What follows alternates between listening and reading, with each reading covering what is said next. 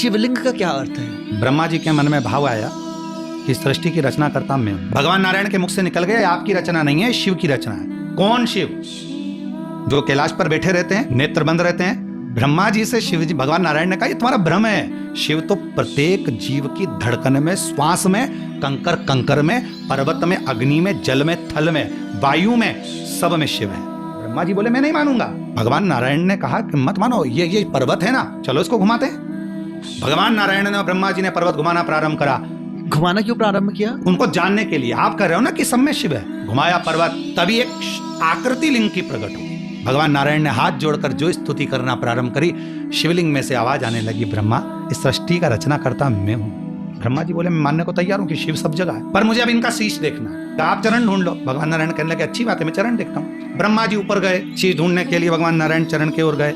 नारायण तो वापिस आ गए क्योंकि मालूम था चरण मिलना नहीं हो। जाते जाते जाते जाते उन भगवान ब्रह्मा जी ने गौ माता को देखा, कहा मुझे मिल नहीं रहा शीश, चलो तुम चलकर कह देना भगवान नारायण के सामने कि भगवान ब्रह्मा जी को शीश मिल गया। गाय ने कहा मैं क्यों झूठ बोलूं।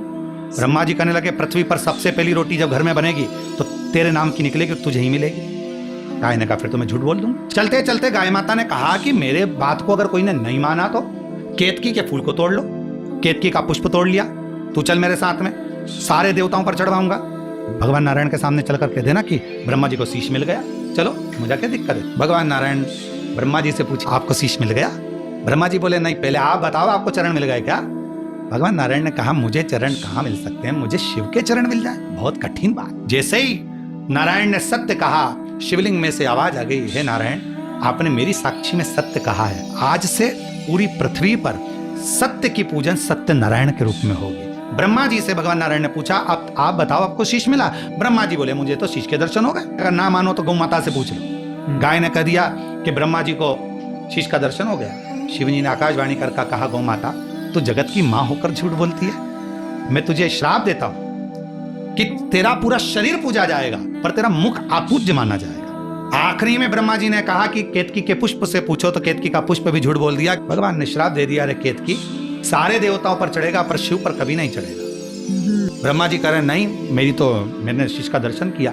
तब भगवान शंकर को क्रोध आया और शिवलिंग में से ही शिव प्रकट हो गए। उन्होंने अपने पांव का नख तोड़ा, काल भैरव प्रकट कर दिया। काल भैरव से कहा इसका शीश काट दो। काल भैरव ने अपना नख तोड़ा, ब्रह्मा जी का जो झूठ बोलने वाला शीश था उसे काट दिया। जहां से झूठ बोलता हुआ शीश लुढ़क रहा था वहीं कर्मनाशा नदी प्रकट हुई। तो भगवान विष्णु ने भगवान शंकर जी से कहा इसका क्या होगा, लोग इस शीश से नफरत करेंगे क्योंकि झूठ बोल रहा है। तब भगवान शंकर ने कहा इस शीश को मैं बट वृक्ष बना देता हूं, इस बट वृक्ष की छांव में मैं शंकर बैठूंगा और मेरा नाम बटकेश्वर महादेव होगा।